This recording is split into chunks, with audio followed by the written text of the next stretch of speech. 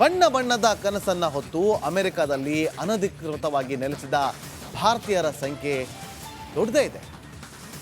ಯಾವಾಗ ಟ್ರಂಪ್ ಸರ್ಕಾರ ಅಲ್ಲಿ ಅಧಿಕಾರಕ್ಕೆ ಬರ್ತೋ, ಟ್ರಂಪ್ ಅಧಿಕಾರಕ್ಕೆ ಏರ್ತಾರೋ, ಅವರು ಮೊದಲ ಕಣ್ಣಿಟ್ಟಿದ್ದು ಇಂತಹ ವಲಸಿಗರ ಮೇಲೆ. ಈಗಾಗಲೇ ಮೊದಲ ವಿಮಾನ ಫೆಬ್ರವರಿ 5ನೇ ತಾರೀಕು ಭಾರತಕ್ಕೆ ವಲಸಿಗರನ್ನು ವಾಪಸ್ ಕರ್ಕೊಂಡು ಬಂತು. ಅದರ ಬೆನ್ನಲ್ಲೇ ಇವತ್ತು ರಾತ್ರಿ ಅಮೃತ್ಸರಕ್ಕೆ 2ನೇ ವಿಮಾನ ಬರ್ತಾ ಇದೆ.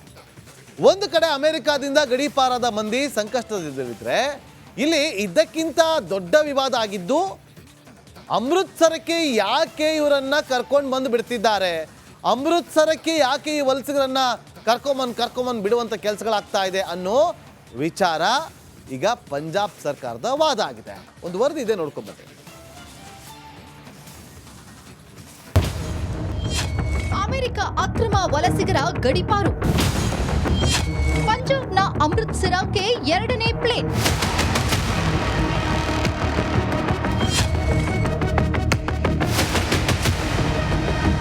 ಫೆಬ್ರವರಿ 5 ಅಮೆರಿಕದಿಂದ ಹೊರಟ ಭಾರತೀಯ ಅಕ್ರಮ ವಲಸಿಗರನ್ನ ಹೊತ್ತ ಸೇನಾ ವಿಮಾನ ಸೀದಾ ಬಂದಿಳಿದಿದ್ದು ಪಂಜಾಬ್ನ ಅಮೃತ್ಸರಕ್ಕೆ. ಈ ತಂಡದಲ್ಲಿ 30 ಮಂದಿ ಮಾತ್ರ ಪಂಜಾಬ್ ಮೂಲದವರಾದರೆ ಉಳಿದ 66ರಲ್ಲಿ ತಲಾ 33 ಅಕ್ರಮ ವಲಸಿಗರು ಗುಜರಾತ್ ಹಾಗೂ ಹರಿಯಾಣದವರು. ಅಕ್ರಮ ಮಾರ್ಗ ಮೂಲಕ ಅಮೆರಿಕ ಪ್ರವೇಶಿಸಿದ್ದ ಈ ವಲಸಿಗರನ್ನ ಟ್ರಂಪ್ ಸರ್ಕಾರ ಸೇರಿಸಿದ್ದು ಮರಳಿಗೂಡಿಗೆ. ಅಂದ್ರೆ ಘನತೆಯಿಂದಲ್ಲ, ಬದಲಾಗಿ ಒಂದರ್ಥದಲ್ಲಿ ಅಮೆರಿಕದಲ್ಲಿ ಅಕ್ರಮವಾಗಿ ನೆಲೆಸಿದ್ದ ಈ ಭಾರತೀಯರನ್ನ ಅಮೆರಿಕ ಒಂಥರ ಒದ್ದೋಡಿಸಿದ್ದು.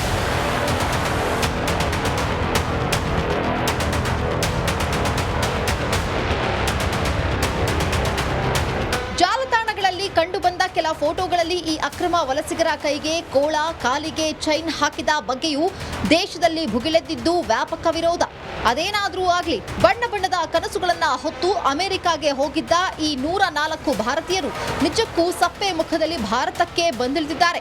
ಅದು ಯುದ್ಧ ಕೈದಿಗಳನ್ನ ಹೊತ್ತು ತಂದಂತೆ ಅಮೆರಿಕ ತನ್ನ ಸೇನಾ ವಿಮಾನದಲ್ಲಿ ಇವರನ್ನ ಇಲ್ಲಿಗೆ ತಂದೆಸೆದಿದ್ದು ಖಂಡಿತ ಭಾರತಕ್ಕೆ ಕೊಟ್ಟ ಗೌರವವಂತೂ ಅಲ್ಲ.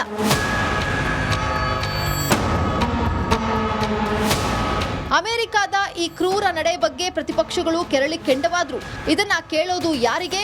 ಅತ್ತ ವಾಷಿಂಗ್ಟನ್ನಲ್ಲಿ ಮೋದಿ ಟ್ರಂಪ್ ದೋಸ್ತಿಗಳು ಕೈ ಶೇಕ್ ಮಾಡಿದ್ರೆ, ಇನ್ನೊಂದೆಡೆ ಸದ್ದಿಲ್ಲದೆ ಅಮೆರಿಕದಿಂದ ಗಡೀಪಾರಾಗೋಕೆ ಲಿಸ್ಟ್ ಆಗಿದ್ದು 119 ವಲಸಿಗರು. 2ನೇ ವಿಮಾನದಲ್ಲಿ 67 ವಲಸಿಗರು ಪಂಜಾಬ್ನವರಾದ್ರೆ 33 ಹರಿಯಾಣದಿಂದ ಅಲ್ಲಿಗೆ ಹೋದ ಮಂದಿ. ಇನ್ನುಳಿದಂತೆ 19 ವಲಸಿಗರು ಬೇರೆ ಬೇರೆ ರಾಜ್ಯಕ್ಕೆ ಸೇರಿದವರು.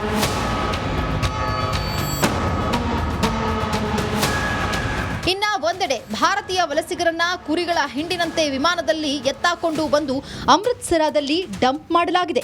ಇದೇ ಈಗ ಪಂಜಾಬ್ ಸರ್ಕಾರದ ಕಣ್ಣು ಕೆಂಪಾಗಿಸಿದ್ದು. ಅಮೆರಿಕದಿಂದ ಗಡೀಪಾರಾದ ವಲಸಿಗರನ್ನ ಅಮೃತ್ಸರದಲ್ಲೇ ಏಕೆ ಇಳಿಸ್ತಾ ಇದ್ದೀರಿ? ಬೇರೆ ಕಡೆ ಎಲ್ಲೂ ಜಾಗ ಇರಲಿಲ್ವಾ ಅಂತ ಕೊಕ್ಕೆ ಇಡ್ತಿದೆ ಪಂಜಾಬ್ನ ಭಗವಂತ್ ಮಾನ್ ಸರ್ಕಾರ.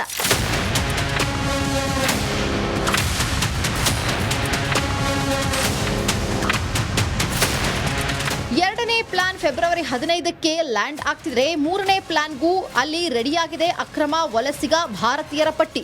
ಇದು ಭಾರತಕ್ಕೆ ಫೆಬ್ರವರಿ 16ಕ್ಕೆ ಬಂದಿಳಿಯೋ ಸಾಧ್ಯತೆ ಇದೆ. ಇವುಗಳೆಲ್ಲದರ ಮಧ್ಯೆ ಅಮೃತ್ಸರ ಹಾಗೂ ಪಂಜಾಬ್ ಬಗ್ಗೆ ಕೆಟ್ಟ ಅಭಿಪ್ರಾಯ ಮೂಡಲಿ ಅನ್ನೋ ಉದ್ದೇಶದಿಂದ ಹೀಗೆ ಅಮೆರಿಕದಿಂದ ಅಕ್ರಮ ವಲಸಿಗರನ್ನ ಇಲ್ಲಿಗೆ ಕರೆತರೋ ಪ್ಲಾನ್ ರೂಪಿಸಿದ ಬಗ್ಗೆಯೂ ಅನೇಕ ನಾಯಕರಿಗೆ ಡೌಟ್.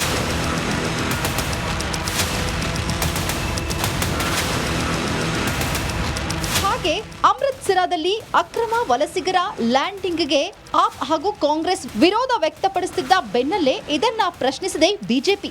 ಅಮೃತ್ಸರ ಭಾರತದಲ್ಲಿಲ್ವಾ ಅಂತ ಕ್ವೈರಿ ಎತ್ತಿರೋ ಬಿಜೆಪಿ ದಿಲ್ಲಿಯಲ್ಲಿ ಸೋಲುಂಡ ಆಪ್ ಈಗ ನಾಡಿನ ಗಮನ ಸೆಳೆಯೋಕೆ ಇಲ್ಲಸಲ್ಲದ ತಕರಾರು ಎತ್ತಿದೆ ಅಂತ ಆಕ್ಷೇಪಿಸಿದೆ. ಇದೇನಾದ್ರೂ ಆಗ್ಲಿ, ಮೋದಿ ಅಮೆರಿಕದಲ್ಲಿರುವಾಗಲೇ ಅಮೃತ್ಸರಕ್ಕೆ ಭಾರತೀಯ ವಲಸಿಗರನ್ನ ಹೊತ್ತು ಪ್ಲೇನ್ ಬರುತ್ತಿರೋದು ಎಲ್ಲೋ ಒಂದು ಕಡೆ ಕೇಂದ್ರಕ್ಕೂ ತಂದಿದೆ ಮುಜುಗರ. ಟ್ರಂಪ್ರನ್ನ ನೆಚ್ಚಿನ ಮಿತ್ರ ಅನ್ನೋ ಮೋದಿ ಇದಕ್ಕೆ ಫುಲ್ ಸ್ಟಾಪ್ ಹಾಕಬಾರದ ಅಂತ ವ್ಯಂಗ್ಯವಾಡುವುದನ್ನ ಬಿಟ್ಟಿಲ್ಲ ಪ್ರತಿಪಕ್ಷಗಳು. ಎಲ್ಲೋ ಒಂದು ಕಡೆ ಈ ಮ್ಯಾಟರ್ನಲ್ಲಿ, ಈ ಪ್ರಶ್ನೆಯಲ್ಲಿ ಕೂಡ ತಪ್ಪಿಲ್ಲ ಅನ್ನಿಸ್ತಾ ಇದೆ. ಆದ್ರೂ ಆಯಾ ದೇಶದಲ್ಲಿನ ನೆಲ ಕಾನೂನುಗಳನ್ನ ಯಾರೂ ಪ್ರಶ್ನಿಸೋಕೆ ಸಾಧ್ಯವಿಲ್ಲ.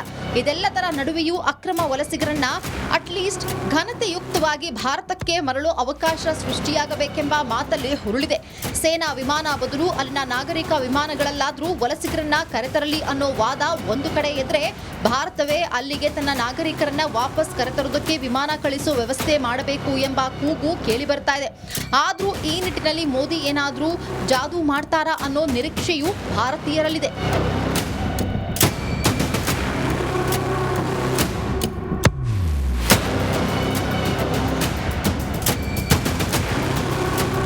ಬಣ್ಣ ಬಣ್ಣದ ಕನಸನ್ನ ಹೊತ್ತು ಅಮೆರಿಕದಲ್ಲಿ ಅನಧಿಕೃತವಾಗಿ ನೆಲೆಸಿದ ಭಾರತೀಯರ ಸಂಖ್ಯೆ ದೊಡ್ಡದೇ ಇದೆ.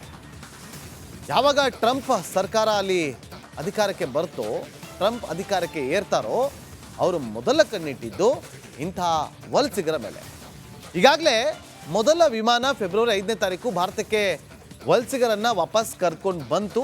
ಅದರ ಬೆನ್ನಲ್ಲೇ ಇವತ್ತು ರಾತ್ರಿ ಅಮೃತ್ಸರಕ್ಕೆ 2ನೇ ವಿಮಾನ ಬರ್ತಾ ಇದೆ.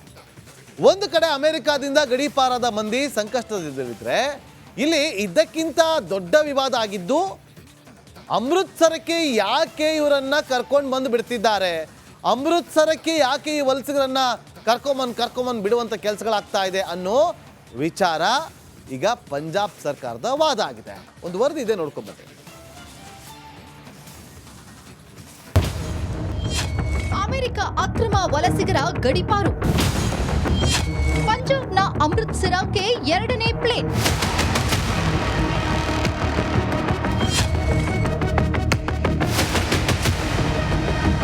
ಫೆಬ್ರವರಿ 5 ಅಮೆರಿಕದಿಂದ ಹೊರಟ ಭಾರತೀಯ ಅಕ್ರಮ ವಲಸಿಗರನ್ನ ಹೊತ್ತ ಸೇನಾ ವಿಮಾನ ಸೀದಾ ಬಂದಿಳಿದಿದ್ದು ಪಂಜಾಬ್ನ ಅಮೃತ್ಸರಕ್ಕೆ. ಈ ತಂಡದಲ್ಲಿ 30 ಮಂದಿ ಮಾತ್ರ ಪಂಜಾಬ್ ಮೂಲದವರಾದರೆ, ಉಳಿದ 66ರಲ್ಲಿ ತಲಾ 33 ಅಕ್ರಮ ವಲಸಿಗರು ಗುಜರಾತ್ ಹಾಗೂ ಹರಿಯಾಣದವರು. ಅಕ್ರಮ ಮಾರ್ಗ ಮೂಲಕ ಅಮೆರಿಕ ಪ್ರವೇಶಿಸಿದ್ದ ಈ ವಲಸಿಗರನ್ನ ಟ್ರಂಪ್ ಸರ್ಕಾರ ಸೇರಿಸಿದ್ದು ಮರಳಿಗೂಡಿಗೆ. ಅಂದ್ರೆ ಘನತೆಯಿಂದಲ್ಲ, ಬದಲಾಗಿ ಒಂದರ್ಥದಲ್ಲಿ ಅಮೆರಿಕದಲ್ಲಿ ಅಕ್ರಮವಾಗಿ ನೆಲೆಸಿದ್ದ ಈ ಭಾರತೀಯರನ್ನ ಅಮೆರಿಕ ಒಂಥರ ಒದ್ದೋಡಿಸಿದ್ದು.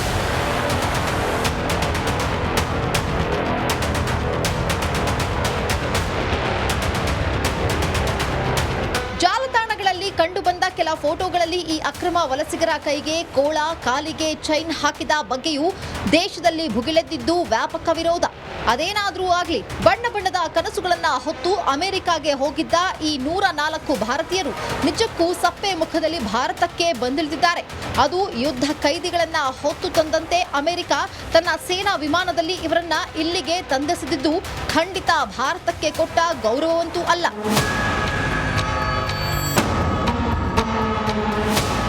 ಅಮೆರಿಕದ ಈ ಕ್ರೂರ ನಡೆ ಬಗ್ಗೆ ಪ್ರತಿಪಕ್ಷಗಳು ಕೆರಳಿ ಕೆಂಡವಾದ್ರು. ಇದನ್ನ ಕೇಳೋದು ಯಾರಿಗೆ? ಅತ್ತ ವಾಷಿಂಗ್ಟನ್ನಲ್ಲಿ ಮೋದಿ ಟ್ರಂಪ್ ದೋಸ್ತಿಗಳು ಕೈ ಶೇಕ್ ಮಾಡಿದ್ರೆ, ಇನ್ನೊಂದೆಡೆ ಸದ್ದಿಲ್ಲದೆ ಅಮೆರಿಕದಿಂದ ಗಡೀಪಾರಾಗೋಕೆ ಲಿಸ್ಟ್ ಆಗಿದ್ದು 119 ವಲಸಿಗರು. 2ನೇ ವಿಮಾನದಲ್ಲಿ 67 ವಲಸಿಗರು ಪಂಜಾಬ್ನವರಾದ್ರೆ 33 ಹರಿಯಾಣದಿಂದ ಅಲ್ಲಿಗೆ ಹೋದ ಮಂದಿ. ಇನ್ನುಳಿದಂತೆ 19 ವಲಸಿಗರು ಬೇರೆ ಬೇರೆ ರಾಜ್ಯಕ್ಕೆ ಸೇರಿದವರು.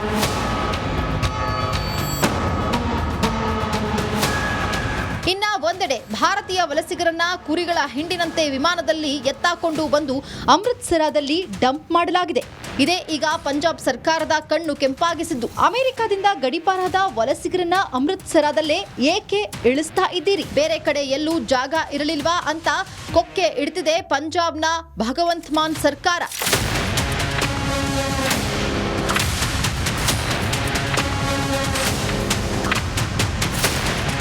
2ನೇ ಪ್ಲಾನ್ ಫೆಬ್ರವರಿ 15ಕ್ಕೆ ಲ್ಯಾಂಡ್ ಆಗ್ತಿದ್ರೆ, 3ನೇ ಪ್ಲಾನ್ಗೂ ಅಲ್ಲಿ ರೆಡಿಯಾಗಿದೆ ಅಕ್ರಮ ವಲಸಿಗ ಭಾರತೀಯರ ಪಟ್ಟಿ. ಇದು ಭಾರತಕ್ಕೆ ಫೆಬ್ರವರಿ 16ಕ್ಕೆ ಬಂದಿಳಿಯೋ ಸಾಧ್ಯತೆ ಇದೆ. ಇವುಗಳೆಲ್ಲದರ ಮಧ್ಯೆ ಅಮೃತ್ಸರ ಹಾಗೂ ಪಂಜಾಬ್ ಬಗ್ಗೆ ಕೆಟ್ಟ ಅಭಿಪ್ರಾಯ ಮೂಡಲಿ ಅನ್ನೋ ಉದ್ದೇಶದಿಂದ ಹೀಗೆ ಅಮೆರಿಕದಿಂದ ಅಕ್ರಮ ವಲಸಿಗರನ್ನ ಇಲ್ಲಿಗೆ ಕರೆತರೋ ಪ್ಲಾನ್ ರೂಪಿಸಿದ ಬಗ್ಗೆಯೂ ಅನೇಕ ನಾಯಕರಿಗೆ ಡೌಟ್.